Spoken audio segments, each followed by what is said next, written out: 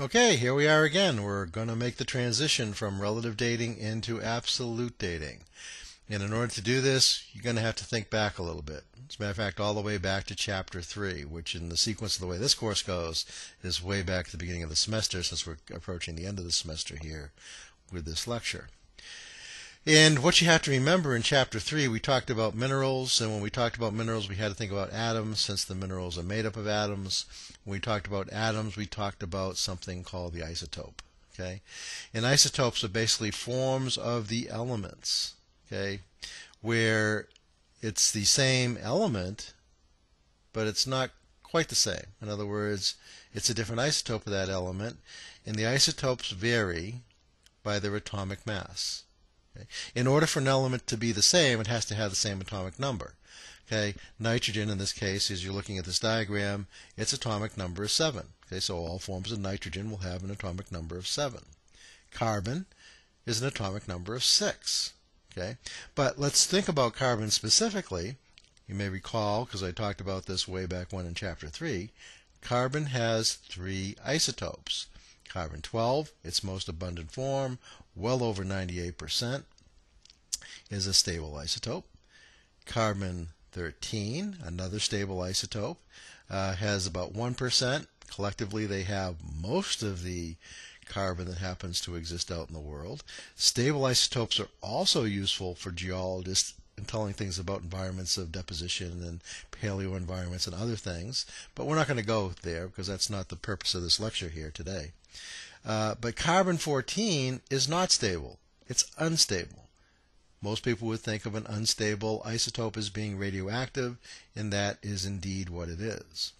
Well, this little graphic here is actually showing you where carbon-14 comes from. Okay? In the upper parts of the atmosphere, there are a lot of nitrogen out there, and there's other particles floating around. Some of those particles, like they're showing here, are neutron that are being zapped through the system, through outer space and other places. And as those particles, those neutrons, interacts with nitrogen, oftentimes something happens. Okay, that neutron will be taken into the nucleus of the nitrogen, and it will displace, it'll kick out a proton. So what have you done? Well, if you've changed the number of protons, which establishes its atomic number, you've decreased the atomic number from 7 to 6. It's no longer nitrogen, it is now carbon.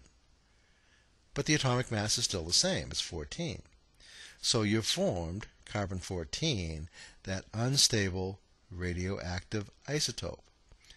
Well, since these isotopes are unstable, over some time frame, half of the mass of that isotope is going to get lost and going to go revert back to something called the daughter product. Okay?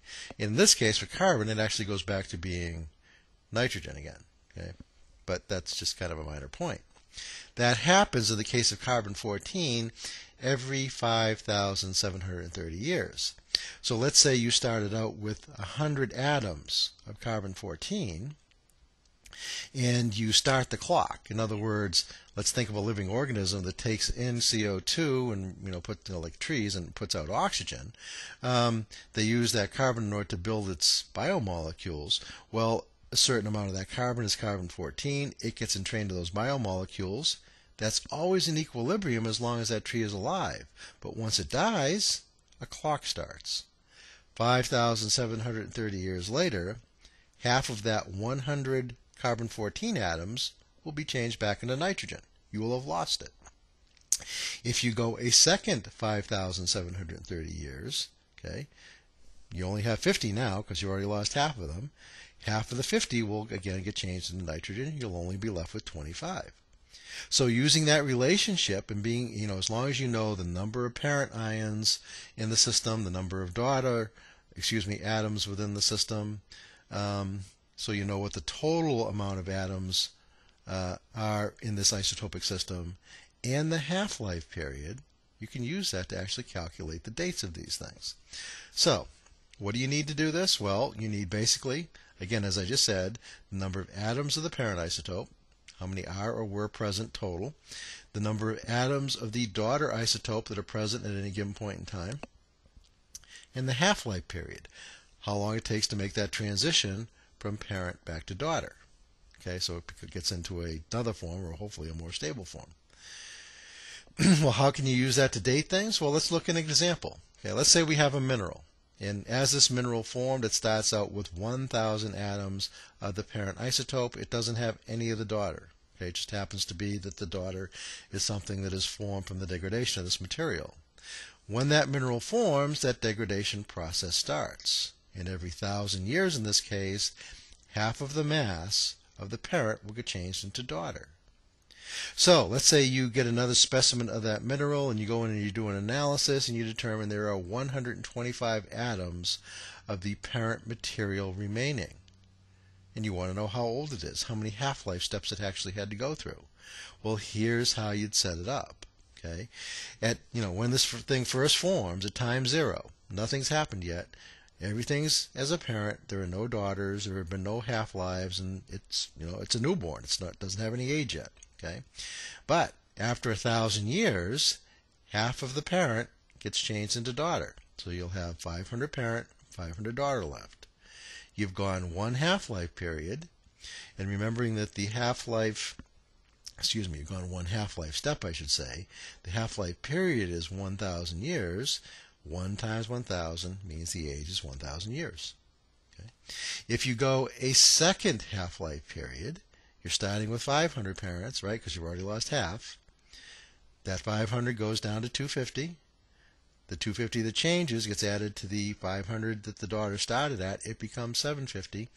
The amount of atoms in the system is always constant. It's either going to be in the parent or the daughter. Okay, so you can use that information to help you along with your calculation. You've gone a second half-life. The second step, the number of half-lives times the half-life period will give you the age of 2,000. The formula's down here. Okay, if we take it one more half-life period, the 250 is going to go down to 125, right? The 125 that is lost as the parent gets added to the 750 to be 875. That's your third half-life step. You multiply the step times the half-life period. The age of that mineral would be 3,000 years. Pretty simple approach. Okay. Now later in this slide presentation, I'll actually walk through it in the last segment. I'm not going to spend a lot of time on it. I'll give you another example of how you can do this, where if I give you the number of parent and daughter isotope atoms that are present and the half-life period, you can go in and start this whole process and calculate it.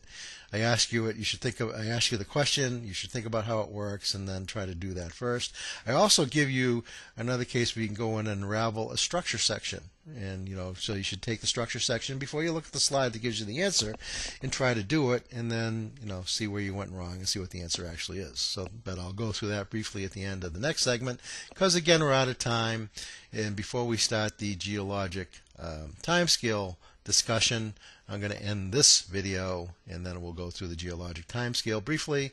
I'll show you those last few slides, for about 10 seconds, because you can always stop it and read them. And then we'll just wrap up this lecture section. So I'll be back with you in a moment again.